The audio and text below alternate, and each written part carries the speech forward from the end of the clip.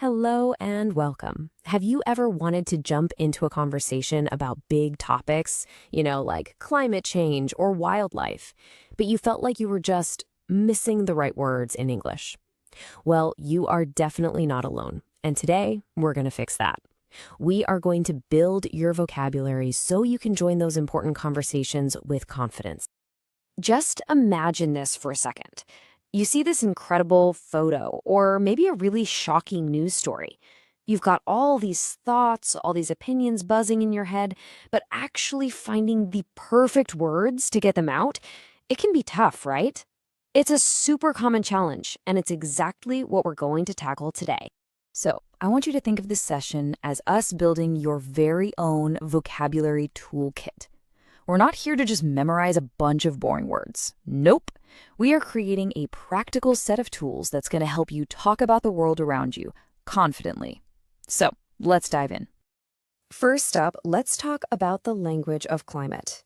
We all experience weather every single day, but the words we can use to describe it can get surprisingly specific and a whole lot more interesting.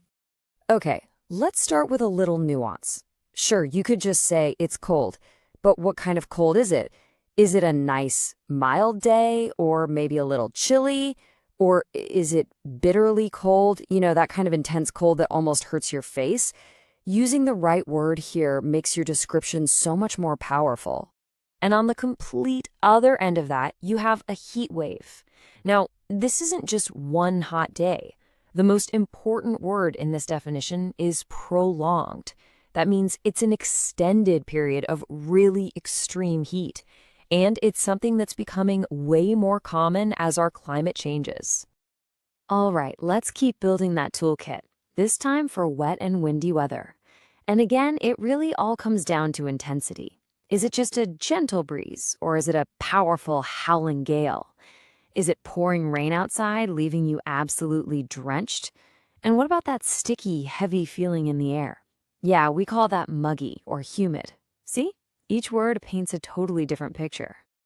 So, why do all these specific words matter? Well, they help us talk about a much, much bigger topic, global warming.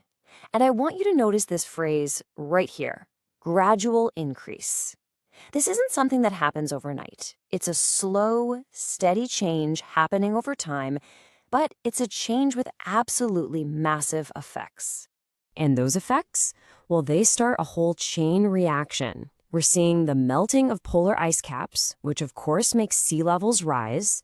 Our weather is becoming way more unpredictable. And all of this can lead to things like deforestation and even devastating floods and famines. Knowing these terms helps you understand the whole story. Okay, so we've talked about the slow-moving issue of climate change. Now, let's shift gears and talk about those sudden, violent events.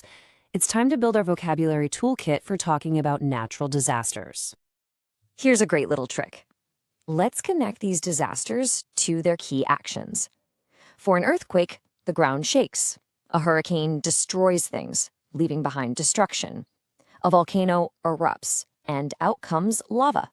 And a long drought can starve the crops. When you link the event to its main action, the vocabulary just sticks in your head so much better. And here is a pro tip for you. There is one super powerful, super versatile verb that works for almost any disaster you can think of. To hit. An earthquake hit the city. A hurricane hit the coast. A drought hit the region. It's so simple, but it's an incredibly useful word to have in your back pocket. Of course, the story doesn't stop when the disaster is over. In the aftermath, people might need to evacuate to get to safety. Some might be trapped and need a rescue. Aid workers will bring in essential supplies, and tragically, you'll often hear news reports mention the death toll, and you might see buildings that collapse. These are the words that help us talk about the real human impact. All right. For our final vocabulary section, let's shift from the planet's powerful forces to its incredible creatures. How can we talk about animals and insects with a bit more precision? Okay, this is a distinction that could quite literally be a matter of life or death. Is an animal poisonous, meaning it could seriously harm you, or is it harmless? Knowing the difference is pretty crucial, both when you're out in the wild and when you're just having a conversation. Now let's look at some action words from the animal world. Predators, they hunt and they attack their prey. Some insects can sting.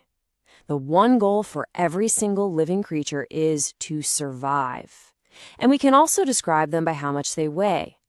Using these verbs really brings any description of wildlife to life.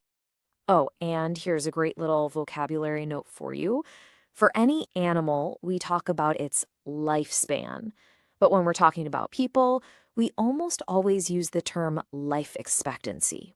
It's a really subtle difference, but using the right term just shows you have a deeper command of the language. Okay, we have gathered all of these amazing new words for our toolkit. But a tool is pretty useless if you don't actually know how to use it. So how do we put all of this great vocabulary into practice? I want this to really sink in. The point of all this is not to pass some vocabulary test. The real goal is to empower you to share your thoughts, your ideas, and your stories. Communication, that's the ultimate prize. Here it is, a simple but really powerful 3-step plan for you to practice. First, search online for one of these topics. Second, study the visuals. Look at the pictures, watch the videos. And don't worry if you don't understand every single word. The most important part is step 3, speak. Describe what you see out loud. Just talk about the story to yourself. And if you want to go a little deeper, start asking yourself some personal questions, like what's my favorite type of weather, or what would I actually do in a natural disaster?